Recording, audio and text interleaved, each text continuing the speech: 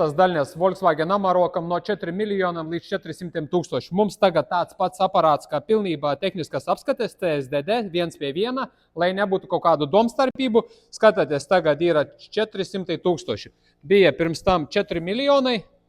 Bišķiņ tuvāk varbūt. Jā, ok, redzat 327, tās ir 300 tūkstoši. 300 plus minus pat drusku vēl krīt lejā. Skatieties, zonde ir iebalsta iekšā mašinā.